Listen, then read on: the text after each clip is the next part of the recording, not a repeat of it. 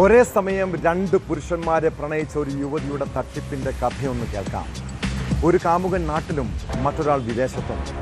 അതിൽ വിദേശത്തുള്ള കാമുകനുമായി കല്യാണം ഉറപ്പിച്ചെങ്കിലും കൊച്ചിയിലുള്ള യുവാവിനൊപ്പം ലിവിങ് ടുഗദർ റിലേഷൻ.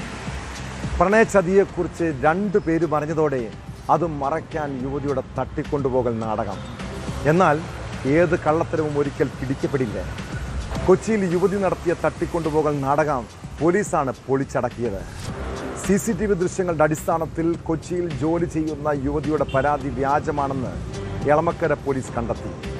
ഒരേ സമയം രണ്ടു പേരുമായി ബന്ധം തുടർന്ന യുവതി ഇരുവരെയും കബളിപ്പിക്കാൻ നടത്തിയ ശ്രമമാണ് പോലീസ് പൊളിച്ചത്. യുവതിക്കെതിരെ എളമക്കര പോലീസ് കേസെടുത്തിട്ടുണ്ട്.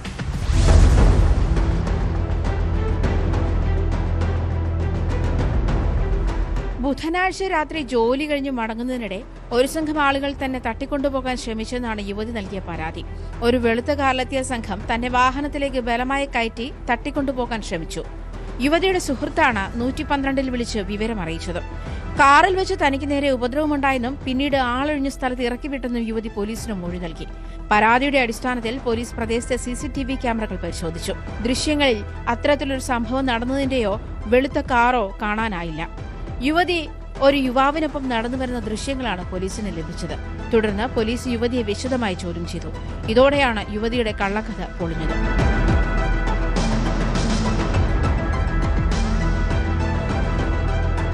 കഴിഞ്ഞ ദിവസം നാട്ടിലുള്ള കാമുകനെ കാണാൻ പോയതായിരുന്നു യുവതി.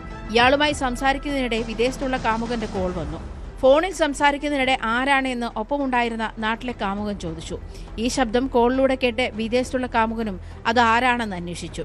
നാട്ടിലുള്ള ബന്ധത്തെക്കുറിച്ച് അറിഞ്ഞാൽ വിദേശത്തുള്ള യുവാവുമായുള്ള വിവാഹം മുടങ്ങുമെന്ന് ഭയപ്പെട്ട യുവതി തട്ടിക്കൊണ്ടുപോകൽ എന്ന കള്ളക്കഥ കെട്ടിച്ചമയ്ക്കാൻ തീരുമാനിക്കുകയായിരുന്നു. ആദ്യം ചേരാനല്ലൂർ പോലീസിനാണ് കൺട്രോൾ റൂമിൽ നിന്നും വിവരം കൈമാറിയത്. എന്നാൽ എളമക്കര സ്റ്റേഷൻ പരിധിയിലായതിനാൽ അന്വേഷണം എളമക്കര പോലീസിന് കൈമാറി. കേരള പോലീസ് സെക്ഷൻ 117D പ്രകാരമാണ് പോലീസ് കേസെടുത്തത്. പോലീസ് അന്വേഷണം വഴിതെറ്റിക്കാൻ വ്യാജ വിവരം നൽകിയെന്നതാണ് വകുപ്പ്. തുടർന്ന് യുവതിയെ ജാമ്യത്തിൽ വിട്ടയച്ചു.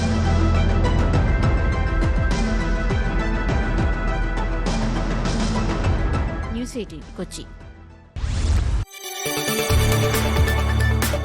കൂടുതൽ വാർത്തകൾക്ക് news 18 Keralam YouTube channel subscribe ചെയ്യുക.